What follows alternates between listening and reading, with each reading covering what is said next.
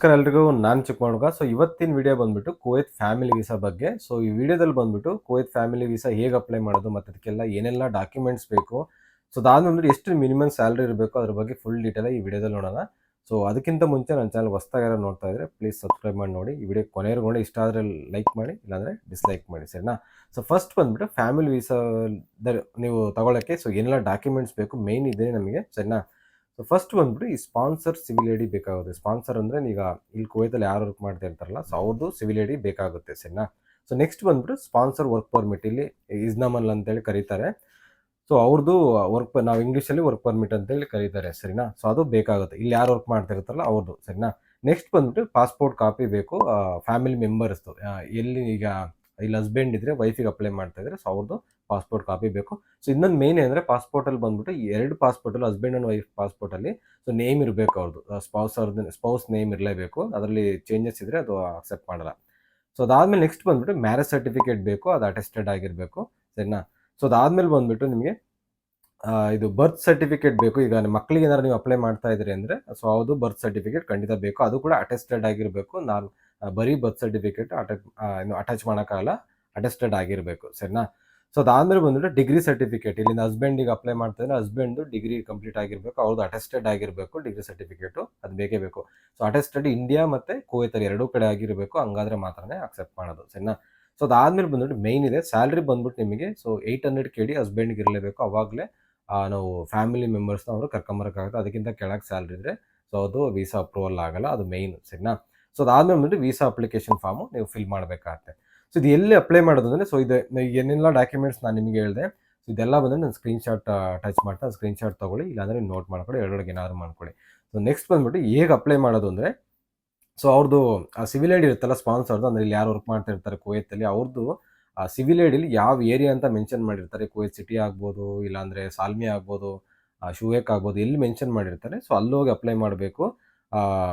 ಜವಾಸಾತ್ ಅಂತಾರೆ ಕುವೈತಲ್ಲಿ. ಸೊ ಅದು ಬಂದ್ಬಿಟ್ಟು ವೀಸಾ ಆ್ಯಂಡ್ ಪಾಸ್ಪೋರ್ಟ್ ಆಫೀಸ್ ಅಂತ ಆ್ಯಕ್ಚುಲಿ ಬಂದ್ಬಿಟ್ಟು, ಇಲ್ಲಿ ಕುವೈತಲ್ಲಿ ಏನು ಮಾಡ್ತಾರೆ ಜವಾಸಾತ್ ಅಂತ ಕರೀತಾರೆ.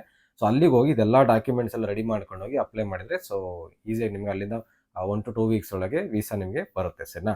ಸೊ ನೆಕ್ಸ್ಟ್ ಬಂದ್ಬಿಟ್ಟು ವಿಸಿಟ್ ವೀಸಾ. ಸೊ ಈಗ ಫ್ಯಾಮಿಲಿ ವೀಸಾ ಆಯಿತು, ಈಗ ಫ್ಯಾಮಿಲಿ ವಿಸಿಟ್ ವೀಸಾದಲ್ಲಿ ಕರ್ಕೊಂಬರೋದೆ. ಸೊ ಫ್ಯಾಮಿಲಿ ವೀಸಾದಲ್ಲಿ ಏನು ಕರ್ಕೊಂಬಂದ್ರೆ ಬೆನಿಫಿಟ್ ಅಂದರೆ ಅವ್ರು ಇಲ್ಲಿ ವರ್ಕ್ ಮಾಡ್ಬೋದು, ಸರಿನಾ, ಬೇರೆ ಕಂಪ್ನಿ ಟ್ರಾನ್ಸ್ಫರ್ ಮಾಡ್ಕೊಂಡು ಸೊ ವರ್ಕ್ ಮಾಡ್ಬೋದು.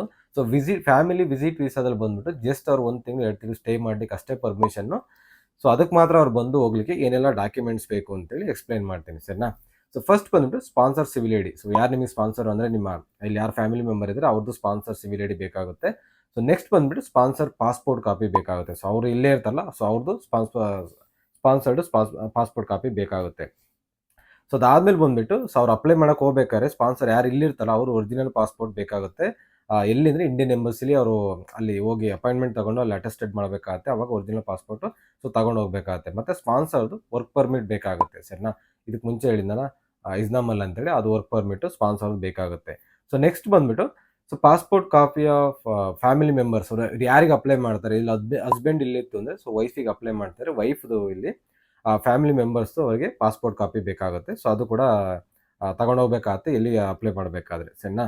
ಸೊ ಅದಾದಮೇಲೆ ಬಂದ್ಬಿಟ್ಟು ಸೊ ಏರ್ ಟಿಕೆಟ್, ಈಗ ಇವರು ರೂಲ್ಸ್ ಮಾಡಿದರೆ ಏರ್ ಟಿಕೆಟ್ ಏನಂದರೆ ಸೊ ಕುವೈತ್ ಏರ್ಲೈನ್ಸಲ್ಲೇ ಬುಕ್ ಮಾಡಿರಬೇಕು, ಕುವೈತ್ ರಿಲೇಟೆಡ್ ಏರ್ಲೈನ್ಸಲ್ಲೇ ಬುಕ್ ಮಾಡಿರಬೇಕು, ಸರಿನಾ.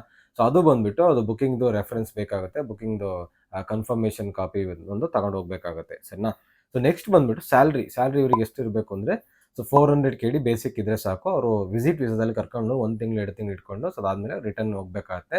ಸೊ ಅದರಲ್ಲಿ ಬಂದ್ಬಿಟ್ಟು ವರ್ಕ್ ಮಾಡೋಕ್ಕಾಗಲ್ಲ. ಸೊ ಇದು ಕೂಡ ನೀವು ಅಪ್ಲೈ ಮಾಡಿದ್ರೆ ಅದೇ ವೀಸಾ ಪಾಸ್ಪೋರ್ಟ್ ಆಫೀಸಲ್ಲಿ ಅಪ್ಲೈ ಮಾಡಬೇಕು, ಸರಿನಾ. ಸೊ ಇವತ್ತಿನ ವಿಡಿಯೋ ಇಷ್ಟೇ. ಸೊ ಇದು ಕೂಡ ವಿಸಿಟ್ ವೀಸಾದು ನಾನು ನಿಮಗೆ ಸ್ಕ್ರೀನ್ಶಾಟ್ ಹಾಕ್ತೀನಿ ನಿಮಗೆ. ಸೊ ಅದು ಕೂಡ ನೀವು ಸ್ಕ್ರೀನ್ಶಾಟ್ ತಗೋಬೋದು, ಇಲ್ಲಾಂದರೆ ನೋಟ್ ಮಾಡ್ಕೊಳ್ಬೋದು.